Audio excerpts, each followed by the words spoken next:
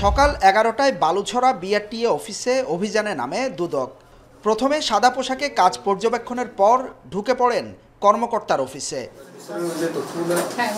চলে নথিপত্র, ফাইল তদারকি ও জিজ্ঞাসাবাদ।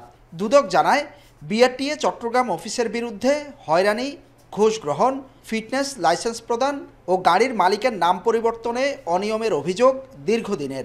অফিসের 4 কর্মকর্তা ও কর্মচারী কাজভেদে সেবা প্রার্থী থেকে 2000 থেকে কয়েক লাখ টাকা পর্যন্ত ঘুষ আদায় করেন বলে অভিযোগ পাওয়া গেছে। এরা হলেন রায়হানা আক্তার অর্থী, টিপু সুলতান, সলিমুল্লাহ ও আব্দুল মতিন। অভিযানে এসব কর্মকর্তা সহ বেশ কয়েকজনকে জিজ্ঞাসাবাদ করা হয়। দীর্ঘদিন থেকে এখানে ঘুষ লেনদেনের অভিযোগ ছিল, প্রায় 2000 থেকে 2 লাখ টাকা পর্যন্ত ঘুষ লেনদেনের অভিযোগ ছিল। 4 জন স্পেসিফিক কর্মকর্তা যারা লাইসেন্সের আবেদনগুলো আমরা ডাটা নিয়েছি, আমরা এগুলা পরীক্ষা করে দেখব, লাইসেন্স করে বের করতে পারবো এবং সেই অনুযায়ী আমরা পরবর্তী আইনানুগ ব্যবস্থা নেব। এ সময় বিআরটিএ অফিসে ডেকে আনা হয় সিএমপি ট্রাফিক সার্জেন্ট মোহাম্মদ দিনারকে। অভিযোগ, তার স্ত্রীর নামে একটি মাইক্রোবাস আছে, যেটি রেজিস্ট্রেশন করানো হয়েছে অ্যাম্বুলেন্স হিসাবে। এতে শুল্ক ফাঁকি দিয়েছেন তিনি। এ নিয়ে বিআরটিএ তাকে চিঠিও দিয়েছে। তবে ক্যামেরার সামনে নিজেকে নির্দোষ দাবি করেন এ পুলিশ সদস্য। এখন তো সবকিছু সহজ, আপনারা দুদক সবকিছু পারবেন, আমার ওই রকম কিছুই নাই। আপনারা আমাকে জাস্টিফাই করেন, আমার ফ্যামিলিকে জাস্টিফাই করেন, আমার কি আছে না আছে আপনারা মিডিয়া আপনারা জাস্টিফাই করেন। এটা সম্পূর্ণ উদ্দেশ্য প্রণোদিত। অ্যাম্বুলেন্সটা মাইক্রো হিসেবে উনি ব্যবহার করছেন।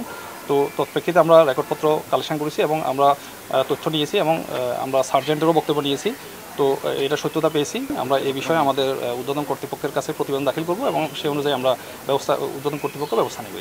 দুদক কর্মকর্তা দেখে ছুটে আসেন গ্রাহকরা। তুলে ধরেন দালালের দৌরাত্ম্য সহ হয়রানি ও ঘুষ গ্রহণের নানা অভিযোগ। আমরা আগে এগুলি নাম্বার করাতে হইতো, মনে করেন জমা আছে 30,000 টাকা, দেখা গেছে আমাদেরকে 80-90,000 টাকা পর্যন্ত দিতে হইতো। ওখানে যাবেন, বলবে গাড়ির সিরিজ নাম্বার ঠিক নেই, এই নেই সেই নেই, ঠিক আছে, অনলাইনে ভুল দেখায়, এগুলো বলবে।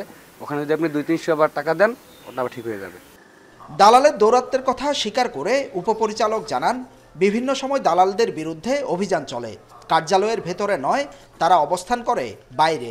দালালের সহায়তা নেয় গ্রাহকদেরও দোষ আছে বলে মনে করেন তিনি। কেউ যদি সচেতন হয়, সে সহজে অনায়াসে আমাদের কাছ থেকে কাজ করে নিয়ে যেতে পারবে। আর কেউ যদি নিজে কারো দ্বারস্থ হয়, সেটা তো আমরা কাউকে আটকায় রাখতে পারবো না, কারণ এখন সব কিছুই অনলাইনে তারা আমাদের অফিসে, কারণ ড্রাইভিং লাইসেন্সের জন্য সে অনলাইনে আবেদন করবে, অনলাইনে ওইখান থেকে পরীক্ষার ডেট পড়বে, শুধু পরীক্ষার দিন ফিল্ড টেস্টে বা পরীক্ষার জন্য যাবে, এছাড়া তো তার আমাদের কাছে কোনো কাজই নেই।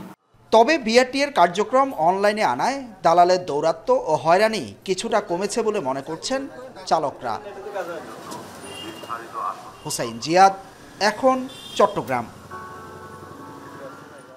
একনল হ্যান্ড ওয়াশ 100% প্যারাবেন ফ্রি, তাই নিরাপদ হাতের জন্য আস্থা রাখুন একনলে।